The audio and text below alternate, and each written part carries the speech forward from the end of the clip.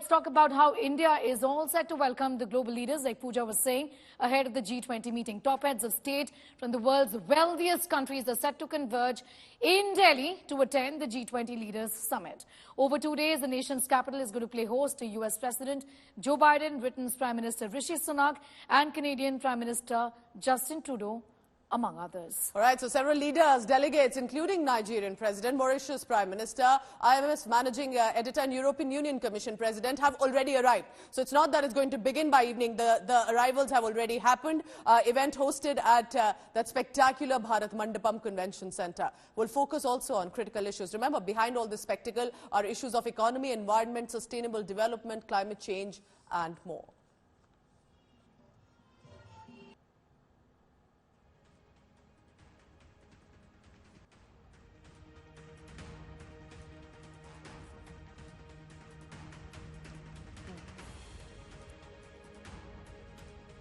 So, of course, Neha, all of this is amazing, the manner in which there's a makeover for national capital. But what is the G20 Summit about? And let's tell our viewers about it in this upcoming report. What can you expect from the G20 Summit? Right. Why is it so crucial? Why is it so important? Here's a special report.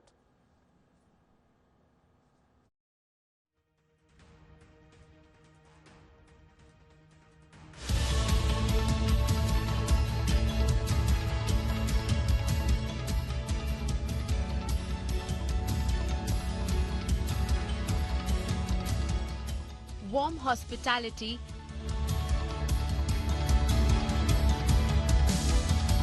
culinary delights, security paraphernalia, but India hosting the G20 is equally high on substance. I do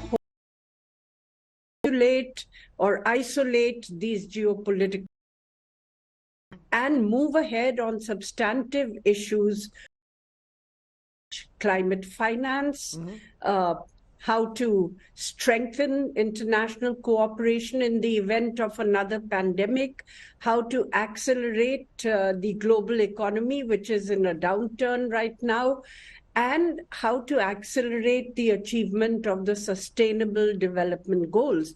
I think these are all issues which are of great urgency for the world. And I do hope we can focus on these and get something substantial. Groundbreaking achievements preceded the coming together of world leaders scheduled in New Delhi this weekend, setting the stage for a summit like no other.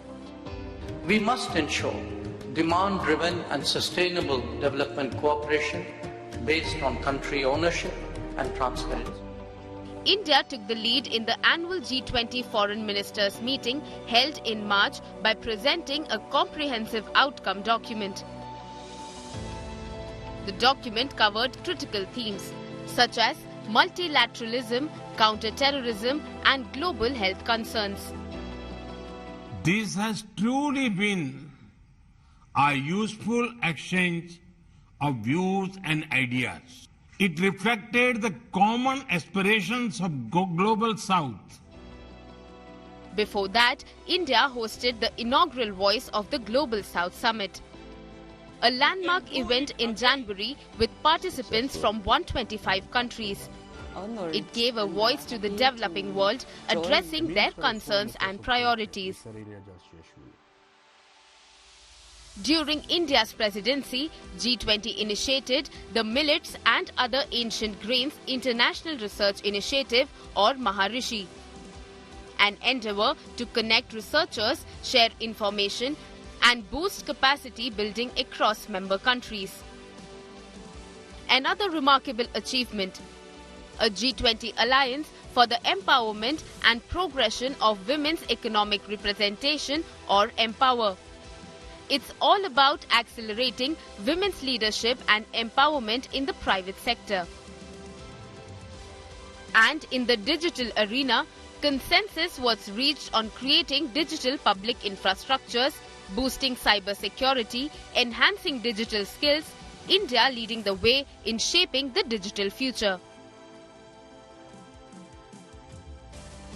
India's presidency also saw the inception of the G20 Chief Science Advisors Roundtable.